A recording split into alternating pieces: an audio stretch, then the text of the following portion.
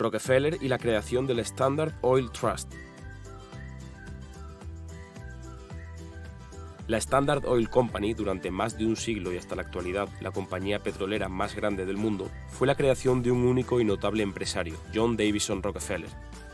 Hijo de un viajante de comercio, Rockefeller comenzó su periplo empresarial cuando en 1859 se hizo con una pequeña flota de barcos que transportaban mercancías por los ríos de Pensilvania.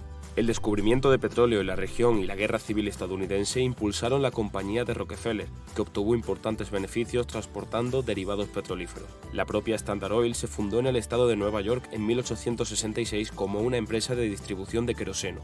Como en otros sectores incipientes, en la industria del petróleo la competencia entre las refinerías se hizo cada vez más severa. Rockefeller, como muchos otros líderes empresariales de su época, consideraban que la competencia era destructiva y ruinosa, no solo para la industria, sino para la sociedad en general. En 1870 inició una campaña sostenida para dominar el mercado del petróleo. La Standard Oil atacó a sus competidores de todas las formas posibles.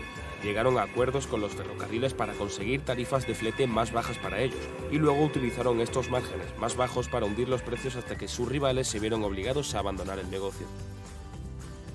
La Standard Oil compró entonces las empresas rivales en quiebra, a menudo por mucho menos de lo que valían sus activos, y las incorporó al creciente imperio de Rockefeller.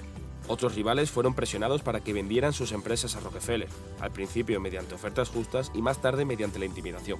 Hubo frecuentes acusaciones de sabotaje y violencia contra los empleados de las empresas rivales cuyos propietarios se negaban a vender.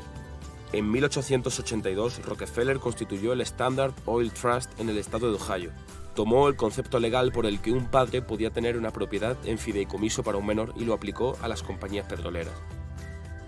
A cambio de participaciones en esta nueva corporación, todas las acciones en manos de los accionistas de las 40 compañías de Standard Oil en varios estados se transfirieron a un nuevo grupo de 9 fideicomisarios, dirigidos por el propio Rockefeller. Legalmente, las 40 filiales eran independientes, pero en la práctica constituían un monopolio de $70 millones, cuyos beneficios iban a parar al fideicomiso con sede en Ohio. Una vez reestructurada, la Standard Oil comenzó a adquirir campos petrolíferos, invirtió en la exploración de nuevos yacimientos y comenzó a operar en Europa, Asia y América Latina, convirtiéndose en una multinacional. La estrategia de Rockefeller despertó los recelos de la administración y del público en general. En 1888, el Congreso de los Estados Unidos investigó a Standard Oil por prácticas comerciales desleales y en 1892 el Tribunal Supremo de Ohio disolvió su fideicomiso. Se aprobó una nueva legislación, la Ley Sherman, para impedir la formación de nuevos monopolios, sin éxito. Sin inmutarse, Rockefeller fundó un nuevo trust en New Jersey en 1899. Standard Oil of New Jersey era una sociedad holding autorizada por la ley de ese estado a poseer acciones de otras empresas.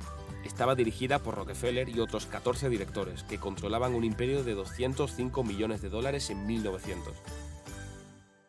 Un desafío mayor apareció en 1903 con la publicación en la popular revista McClure de la investigación de una periodista, Ida Tarbell. Su denuncia de las prácticas de la Standard Oil, que iban desde la obtención de descuentos ilegales de las compañías ferroviarias para mantener bajos los precios, hasta la violencia y la intimidación contra los empleados de otras compañías, fue profundamente impactante.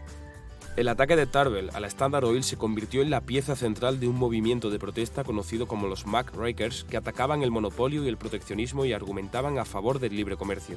Al calor de esta corriente, el presidente Theodore Roosevelt inició acciones legales en 1906 para que se disolviera la Standard Oil. En 1911, el gigante se fragmentó en más de 30 empresas separadas del antiguo Trust. Sin embargo, Standard Oil New Jersey se hizo rápidamente con el control de muchas de sus antiguas filiales y en las décadas posteriores a la Primera Guerra Mundial, Standard Oil volvió a convertirse en una de las mayores compañías petroleras del mundo. Ya retirado de la gestión de la compañía, la fortuna de Rockefeller en 1911 ascendía a unos $1.000 millones. Él mismo creía firmemente que Dios le había dado su fortuna para que la utilizara con fines rectos, por lo que invirtió gran parte de ese dinero en la Fundación Rockefeller y en vida donó unos $500 millones a organizaciones benéficas de todo tipo. Con todo, su figura acabó por representar en el imaginario colectivo estadounidense la encarnación más clara de Robert Barón o magnate ladrón.